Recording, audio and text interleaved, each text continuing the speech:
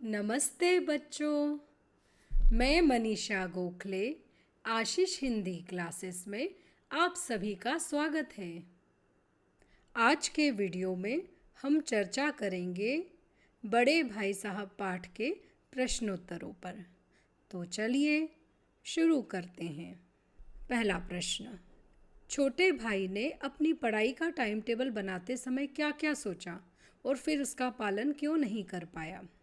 तो जैसा कि हम लोगों ने पाठ में पढ़ा कि छोटे भाई ने टाइम टेबल बनाते हुए सोचा कि बहुत मन लगाकर पढ़ाई करेगा, और जैसा भाई साहब ने डांट के उसे समझाया है तो वो खेलने में बिल्कुल समय बर्बाद नहीं करेगा।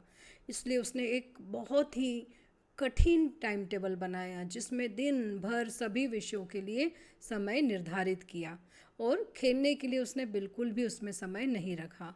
लेकिन पहले ही दिन वह उस टाइम टेबल का पालन नहीं कर पाया।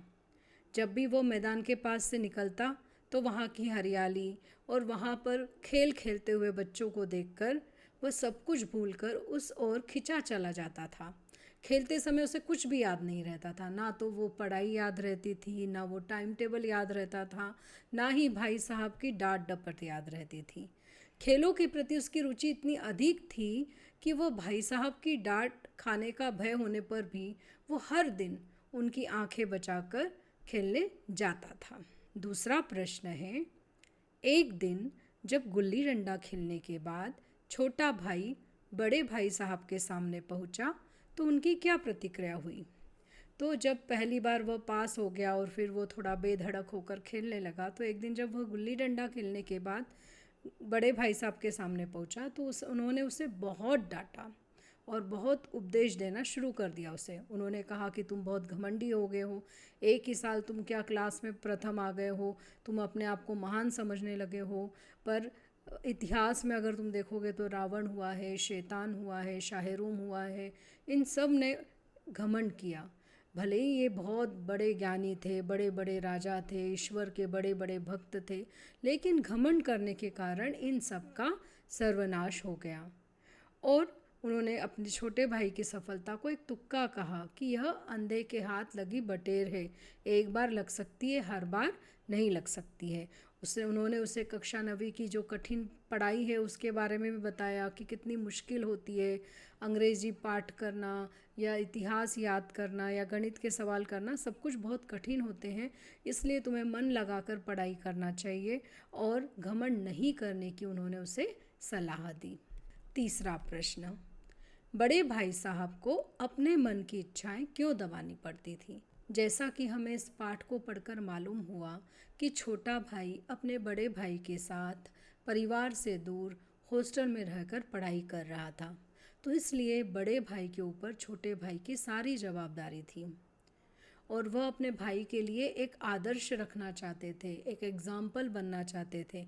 इसलिए वो खुद बहुत ज़्यादा अनुशासित रहते थे ताकि उनका भाई भी अनुशासित डिसिप्लिन्ड रह सके। और इसके लिए वो कई बार उनकी इच्छा होती थी कि खेल तमाशे देख कर रह जाएँ, उनकी इच्छा होती थी कि खेलने चले जाएँ, क्रिकेट खेलने चले जाएँ, फुटबॉल खेलने चले जाएँ, लेकिन फिर भी वो अपनी इच्छा को दबाकर एक आदर्श व्यवहार करते थे कि दिन भर पढ़ते रहते थे ताकि उनका जो भाई है वो उन्हें फॉलो करे और वह बेराह ना हो सके। चौथा प्रश्न, बड़े भाई साहब छोटे भाई को क्या सलाह देते थे और क्यों? तो जैसा कि आपने इस पाठ में पढ़ा कि बड़े भाई साहब हमेशा छोटे भाई को मन लगाकर अभ्यास करने की और जो अपना कीमती समय है उसे खेल में बर्बाद नहीं करने की सलाह दिया करते थे, क्योंकि आगे की कक्षाओं की जो पढ़ाई है वो बहुत कठिन थी। वो खुद कक्षा 9वीं में 2-2 साल फेल हो चुके थे और फिर भी पढ़ रहे थे। दोनों अपने परिवार से दूर हॉस्टल में रहते थे और उनकी पिताजी की मेहनत कमाई उनकी पढ़ाई पर खर्च हो रही थी, और उनका उद्देश्य हॉस्टल में रहने का यही था कि वो अपनी पढ़ाई पूरी करें। इसलिए वो अपने छोटे भाई को हमेशा यह सलाह देते थे कि मन लगाकर पढ़ाई करो, बेकार की बातों में अपना समय बर्बाद मत करो, और अपने छोटे भाई को सही राह दिखाना वो अपना कर्तव्य समझते थे। पांचवा प्रश्न, छोटे भाई ने बड़े भाई साहब के नरम व्यवहार का क्या फ़ायदा उठाया? तो आपको पता है जब 2 साल बड़ा भाई लगातार फेल होता रहा और छोटा भाई दोनों ही साल अपनी कक्षा में प्रथम आया तो उसने देखा कि बड़े भाई साहब का व्यवहार थोड़ा नरम पड़ गया है। तो छोटे भाई को क्या लगने लगा कि अब बड़े भाई साहब को मुझे डांटने का और उपदेश देने का अधिकार नहीं रहा है, और उसे लगा कि अब तो मैं फ्री हूँ, आज़ाद हूँ, जो चाहे वो करूँ। और साथ ही साथ उसको यह मतलब गलत फहमी भी हो गई थी कि वह पढ़ेगा या ना पढ़ेगा, उसका जो लक है या उसका जो भाग्य है वो बहुत बलवान या पावरफुल है, वो अगले साल भी ऐसे ही पास हो जाएगा। इसलिए अब वो दिन भर बिल्कुल नहीं पढ़ता था और केवल पतंगबाजी ही करता रहता था। मतलब अपना सारा समय उसने पतंगबाजी में लगाना या पतंग उड़ाने में लगाना शुरू कर दिया था। ख बिट है, निम्नलिखित प्रश्नों के उत्तर 50 से 60 शब्दों में लिखिए। इसमें पहला प्रश्न है, बड़े भाई की डांट फटकार अगर न मिलती तो क्या छोटा भाई कक्षा में अव्वल आता? अपने विचार प्रकट कीजिए। तो देखिए कि इस पाठ को पढ़कर आपको ये तो समझ में आ रहा है कि दिन भर पढ़ाई करने वाले बड़े भाई की बुद्धि उतनी तीव्र नहीं है, पर छोटा भाई जो दिन भर खेलता है और थोड़ा बहुत पढ़ लेता है, फिर भी उसकी बुद्धि जो है वो तीव्र है। तो हमें यह देखना चाहिए कि अगर वो बिल्कुल भी नहीं पढ़ता तो क्या वो क्लास में अव्वल आ सकता था? तो हमारा विचार तो यही हो सकता है कि बड़े भाई की डांट फटकार ना मिलती तो छोटा भाई कक्षा में अव्वल नहीं आता। वो डांट खाकर खेलने जाने के साथ साथ डर के मारे थोड़ा पढ़ तो लेता था, या फिर कक्षा में वो बेइज्जत ना हो इसलिए वो कक्षा का कार्य समय से करता था। यह सब भाई के बार बार टोकने और डांटने का ही परिणाम था।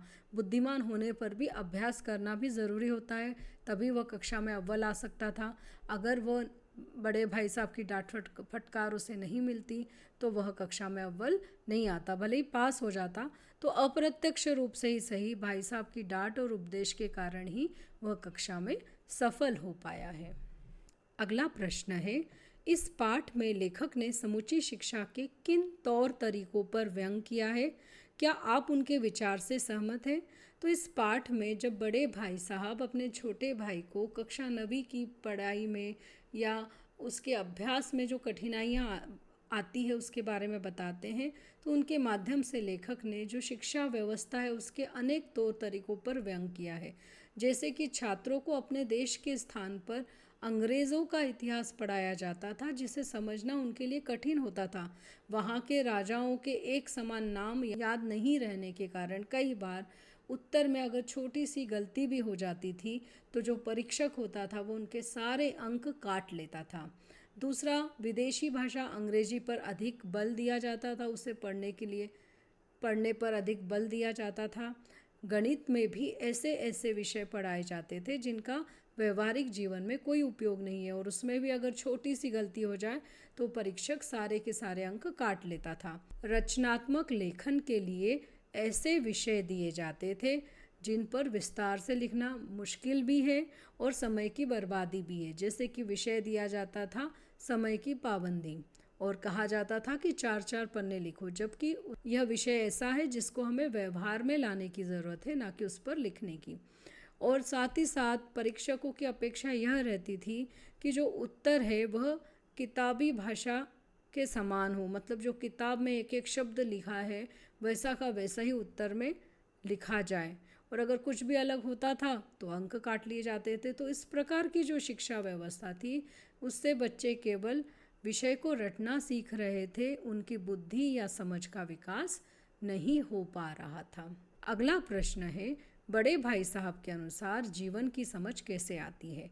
तो इस पाठ को पढ़कर हमें समझ में आ ही गया होगा, या बड़े भाई साहब ने कई बार अपने छोटे भाई को उपदेश देते हुए कहा कि जीवन की समझ ज्ञान के साथ साथ अनुभव और व्यवहारिकता से आती है। पुस्तकीय ज्ञान को जब हम अनुभव में उतार सके तो ही वह हमें सही जीवन जीना सिखा सकता है। जब वो रावण का उदाहरण देते तब उसे बोलते भी हैं, क्या तुमने रावण के इतिहास से कुछ भी नहीं सीखा? साथ ही साथ वो अपने माता पिता और हेडमास्टर की माता जी का भी उदाहरण देते हैं कि उन्होंने कोई किताबी ज्ञान नहीं प्राप्त किया है, बहुत पढ़े लिखे नहीं है, माता जी तो अनपढ़ हैं, लेकिन अपने अनुभव और व्यवहार के द्वारा उन्होंने अपने जीवन की हर परीक्षा को सफलतापूर्वक पास किया है। और इसलिए बड़े भाई साहब हमेशा यह कहते हैं कि पुस्तकीय ज्ञान और अनुभव के तालमेल से ही हम जीवन को अच्छे से समझ सकते हैं। जो भी हम पुस्तकीय ज्ञान प्राप्त कर रहे हैं उसे रटना नहीं है, बल्कि उसका अनुभव अपने जीवन में प्रयोग करना है। अगला प्रश्न है, छोटे भाई के मन में बड़े भाई साहब के प्रति श्रद्धा क्यों उत्पन्न हुई? तो यहाँ पर इस पाठ में हमने देखा कि जो छोटा भाई है वो 2 बार अपनी कक्षा में प्रथम आया और वहीं उसके जो बड़े भाई हैं वो 2 बार फेल हो गए, जिससे कि उसका जो अभिमान था वो बहुत अधिक बढ़ गया। अब उसे बिल्कुल भी डर नहीं रहा। उसे यह लगने लग गया था कि उसका जो बड़ा भाई है वह अब उसे डांट या डपट नहीं सकता है, क्योंकि अब वह उससे केवल एक ही कक्षा पीछे है। लेकिन एक दिन पतंग उड़ाते समय बड़े भाई साहब ने उसे पकड़ लिया। उन्होंने उसे समझाया कि भले ही मैं तुमसे एक कक्षा आगे हूँ, लेकिन मैं तुमसे 5 साल बड़ा हूँ, तो मुझे जीवन का अनुभव अधिक है और मैं तुम्हें सुधारने और तुम्हें समझाने का अधिकार हमेशा रखूँगा। उन्होंने उसे अगली कक्षाओं की जो कठिन पढ़ाई है उसका भी एहसास दिलाया। साथ ही साथ उन्होंने ये भी बताया कि हमारे माता पिता, हेडमास्टर की माँ, भले ही वो पढ़े लिखे नहीं हैं पर वो ज़्यादा अनुभवी हैं, इसलिए वो हमेशा सम्माननीय रहेंगे और वो हमेशा हम हक रखेंगे कि वो हमें सुधार सकें। और उन्होंने यह भी कहा कि क्या मेरा मन नहीं करता कि मैं भी पतंग उड़ाऊँ, खेलने जाऊं, लेकिन मैं यह सोचता हूं कि तुम्हारी जिम्मेदारी मेरे ऊपर है। अगर मैं बेराह हो गया तो तुम सही राह पर कैसे चलोगे? बड़े भाई की यह सारी बातें सुनकर, उनके त्याग के बारे में जानकर छोटे भाई को अपने व्यवहार पर शर्मिंदगी हुई और उसके मन में बड़े भाई के प्रति श्रद्धा जाग गई। अगला प्रश्न है, बड़े भाई की स्वभावगत विशेषताएं बताइए। तो बड़े भाई साहब की इस पाठ के आधार पर स्वभावगत विशेषता यह है कि वो बहुत अध्ययनशील विद्यार्थी थे या अध्ययनशील लड़के थे, जो दिन भर पढ़ते रहते थे। एक ही कक्षा में 2-2 3 बार फेल होने पर भी वो मन लगाकर पढ़ाई करते थे। दूसरा, वो बहुत गंभीर और संयमित स्वभाव के थे। वो चाहते थे कि वो अपने छोटे भाई के सामने एक आदर्श प्रस्तुत करें, इसलिए वो हमेशा पढ़ाई करते रहते थे और खेलकूद से दूर रहते थे। बड़े भाई साहब कुशल वक्ता थे। उन्होंने अपने छोटे भाई को कई बार बेराह होने से बचाया, उसे अनेक उदाहरण ऐसे दिए जिससे कि उसे जीवन की सही समझ आए। वे अपने बड़ों का, अपने माता पिता का बहुत सम्मान करते थे। साथ ही साथ वो नहीं चाहते थे कि उनके पिताजी की जो मेहनत की कमाई है वो फिजूल खर्च हो। वो छोटे भाई को हमेशा यह कहते थे कि खेल कूद में समय मत गवाओ, माता पिता ने जो हमारी पढ़ाई पर पैसा खर्चा किया है उसे व्यर्थ मत जाने दो। वो बहुत समझदार और अनुभवी थे और वो बहुत जिम्मेदार थे। हॉस्टल में उनके ऊपर छोटे भाई की जिम्मेदारी थी, तो वो उसका बहुत ख्याल रखते थे और हमेशा कोशिश करते थे कि वो बेराह ना हो सके। अगला प्रश्न है, बड़े भाई साहब ने जिंदगी के अनुभव और किताबी ज्ञान में से किसे और क्यों महत्वपूर्ण कहा है? तो बड़े भाई साहब ने जिंदगी के अनुभव और किताबी ज्ञान में से अनुभव को अधिक महत्वपूर्ण कहा है, क्योंकि कई बार किताबी ज्ञान केवल रट्टा मारने का नाम होता है और फिर उसमें बहुत सारी बातें ऐसी होती है जिसका कि हमारे डे टू डे लाइफ में या हमारे जीवन में कुछ लेना देना ही नहीं रहता है और ना ही इससे हमारी बुद्धि का विकास होता है या जीवन जीने की सही कला हमें आती है। जबकि अनुभवों से हमारे व्यवहारिक ज्ञान में वृद्धि होती है, हमें जीवन जीने का सही तरीका आता है। उन्होंने अपने माता पिता और जो हेडमास्टर की माता जी हैं उनका भी उदाहरण दिया कि वे सभी बहुत कम पढ़े लिखे थे या अनपढ़ थे, लेकिन फिर भी उन्होंने जीवन में जो भी अनुभव प्राप्त किया वो बहुत अधिक था और उसके कारण ही वो अपने सभी कर्तव्य बहुत अच्छे से निभा रहे हैं। अगले वीडियो में एक नया पाठ लेकर फिर से हाजिर होंगी। तब तक के लिए धन्यवाद।